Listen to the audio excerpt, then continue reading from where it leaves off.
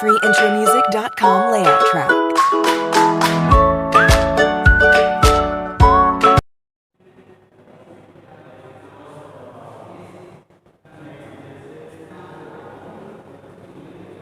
Good morning, students. Once again, welcome in DSS online classes. This is Yadav, and today we are going to discuss our next topic of political science. Chapter first, Constitution. Why and how? And students, our today's topic is fundamental identity of a people. Means एक नागरिक की, एक आदमी की मौलिक पहचान. We are going to discuss this according to the Constitution. The citizen of the country are given fundamental identity. किसी भी देश का संविधान उस देश के नागरिकों को एक मौलिक पहचान देता है. Means Indian Constitution gives a fundamental identity to the citizen of the country to be called Indians. Understand? भारतीय संविधान भारत के लोगों को भारतीय होने का मूलभूत पहचान प्रोवाइड करता है. Then students, today we are going to discuss regarding this topic. Students, Constitution defines the fundamental values that we may not trespass. Constitution एक मौलिक महत्व प्रदान करता है, वैल्यूज देता है, मूल्य देता है, मीन्स इंपॉर्टेंस देता है, जिसके आधार पर हम किसी भी चीज को ट्रेस पास नहीं कर सकते, नजरअंदाज नहीं कर सकते, किसी भी हद को हम पार नहीं कर सकते. तो कॉन्स्टिट्यूशन इस तरह का प्रोविजन हमें देता है जिससे हमें एक मौलिक पहचान मिलती है और किसी भी दशा में हम उसे ट्रेस पास नहीं कर सकते हैं. And students, it gives one a moral identity. Along with this, Constitution gives a moral identity to the citizen of the country. Constitution देश की जनता को एक नैतिक पहचान भी प्रदान करता है. This is very important to understand this. This is two-sided. Means any constitution is identified by the moral conduct of the citizen of the country, and the citizens of the country are also identified. The citizen of the country are also identified by the Constitution. How much they are moral. या दोनों तरह से कि एक संविधान की पहचान भी इस तरीके से हो कि उस देश के नागरिक कितने मोरल हैं, और एक नागरिकों की पहचान इस तरीके से हो कि उस देश का संविधान उन्हें कितना मोरल बनाया है. And it sets authoritative constraints upon what one may or may not do. Means constitution set करता है, कॉन्स्टिट्यूशन प्रोवाइड करता है एक ऐसा कंस्ट्रेंट्स, ऐसी बाधाएं प्रदान करता है. वह कॉन्स्टिट्यूशन जो है एक ऐसी मूलभूत बाधाएं, मीन्स कॉन्स्टिट्यूशन में ऐसे प्रोविजंस भी डाले जाते हैं जो लोगों के लिए कंस्ट्रेंट्स होते हैं, बाधा के रूप में होते हैं. वह केवल इसलिए कि हमें क्या करना है और हमें क्या नहीं करना है, इस चीज की जानकारी लोगों को हो, लोग इस चीज से वाकिफ हो कि कौन ऐसे कार्य हैं जो हमें नहीं करने हैं. If there is no constraints in the constitution, then the people of the country can cross the boundary which must not be done. जिसे नहीं करना चाहिए वह भी लोग कर देंगे. तो एक जो अथॉरिटेटिव कॉन्स्टेंट्स है, जो आधिकारिक बाध्यता है, आधिकारिक बाध्यता, उस आधिकारिक बाध्यता के आधार पे कॉन्स्टिट्यूशन लोगों को रोकता है कि क्या करना है और क्या नहीं करना है। If there is no provision of this constraints in the constitution, then the people can cross the boundary which will be illegal, जिसे हम अवैधानिक कह सकते हैं। अगर ऐसा नहीं होता है तो वह अवैधानिक हो जाएगा। तो it is also a characteristics of constitution, यह भी संविधान की एक विशेषता है। एंड स्टूडेंट्स, कॉन्स्टिट्यूशन, अलग अलग देशों का कॉन्स्टिट्यूशन अलग अलग नेचर के आधार पे बनता है। In all over the world, the constitution of the countries have been made. Among them, the Indian Constitution is the largest and newest also.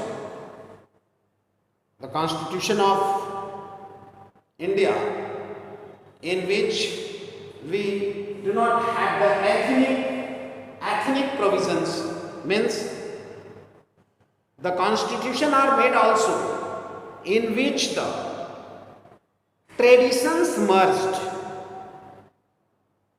परंपराओं को भी कॉन्स्टिट्यूशन में मर्ज किया गया है। But this is the very good example of ethnically Germans. हम ethnically Germans, जिसमें traditions के आधार पे जर्मन्स को अलग से, मीन्स उनको प्रीफर किया जाता है कॉन्स्टिट्यूशन में, वहाँ के जो जर्मन स्पीकिंग पीपल हैं, तो एथनिकली जर्मन्स को ट्रेडिशंस के आधार पे प्रीफरेंस मिलता है। But in our constitution, in Indian constitution there is no provisions like that. उस तरह का कोई भी प्रोविजन हमारे कॉन्स्टिट्यूशन में नहीं है कि हम एथनिकली कोई प्रोविजन करें, मीन्स किसी विशेष क्षेत्र के लोगों को विशेष तरह के प्रोविजंस से बेनिफिटेड करें। This type of provision are not there in our Indian Constitution. Students, we will meet in next video. Now, thank you.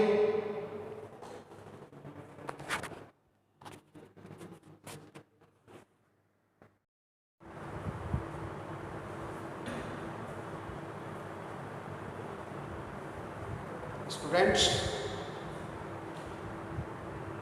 our next topic is the authority of a constitution. एक संविधान की authority क्या है, संविधान की शक्ति क्या है? We know there are many countries in the world which have constitution, and the countries are ruling accordingly the constitution. But there are some fundamental questions to prove the constitution. First is, what is the constitution? संविधान क्या है? Students, when this question is appeared in front of us, then we only know the constitution is the set of documents, the bit of paper. This comes into our mind when we hear the name of constitution. जब हम संविधान का नाम सुनते हैं तो हमारे दिमाग में एक बात आती है कि संविधान डॉक्यूमेंट्स, पेपर का डॉक्यूमेंट्स है जो रिटन होता है, and according to written constitution the government performs their duties. But we can see in the countries like United Kingdom, there is no any document which is written on the paper and according to that paper the government of United Kingdom works. ऐसा नहीं है. There is not a single bit of paper on the name of Constitution in United Kingdom. संविधान के नाम पर एक छोटा सा भी कागज का टुकड़ा written नहीं है. But all the decisions are taken in that country.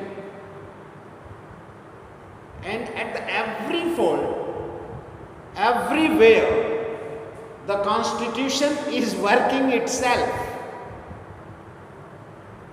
But that is not written. You know, United Kingdom is a traditional country where the tradition is very much important and the decisions are taken on the basis of tradition. परंपराओं के आधार पर वहाँ निर्णय लिए जाते हैं. There is no written constitution in that country. And how effective is a constitution? This is a very important question regarding constitution. How much effective is a constitution? कोई भी देश है जहाँ का संविधान कितना effective है? If that constitution is written form, then how much effective is this? What type of provisions are taken in the constitution which give the impact on the people of the country and make it effective? तो it's clear कि किसी भी देश का संविधान कितना effective है, उसमें किस तरह के provisions डाले गए हैं जिस आधार पर हम उसे कह सकते हैं कि वह एक effective constitution है और उस इफेक्टिव कॉन्स्टिट्यूशन के द्वारा उस देश की सरकारें चलाई जाती हैं. तो इस आधार पर हम कह सकते हैं which the constitution give the real impact on the people of the country by which they can go with the constitution. कोई भी व्यक्ति संविधान के साथ क्यों आए? संविधान के साथ आने का उसका रीजन होना चाहिए. If any constitution which is written and it is favourable to a separate community of the country, then the other communities people, why will they come with the constitution? वो संविधान के साथ क्यों आएंगे? क्योंकि वह संविधान इफेक्टिव नहीं है. That constitution is partial. वह constitution अगर partial है तो वह इफेक्टिव नहीं है. हम आगे इसके बारे में पढ़ेंगे. फिर is a constitution just? क्या वह संविधान just है, न्यायप्रिय है, संविधान न्यायी है, संविधान से लोगों को न्याय की उम्मीद है, तभी तो लोग संविधान के साथ आ सकते हैं. If the constitution is not just, then why will the people come with the constitution? संविधान के साथ लोग क्यों आएंगे? अगर वह जस्ट नहीं है, अगर उसमें न्याय की व्यवस्था नहीं है, तो संविधान के साथ लोग क्यों आएंगे? It's very clear that the constitution must be just. न्यायप्रिय संविधान होना चाहिए, तब जाकर के संविधान के साथ लोग आएंगे. अदरवाइज संविधान के साथ लोग नहीं आएंगे. तो making a constitution effective depends on many factors. संविधान को इफेक्टिव बनाने के लिए बहुत सारे फैक्टर्स हैं जिससे संविधान इफेक्टिव होता है, नहीं तो संविधान इफेक्टिव नहीं रहता है. तो इसमें बहुत सारे फैक्टर्स हैं. तो students, we will discuss on the factors which make the constitution effective in next video. Thank you.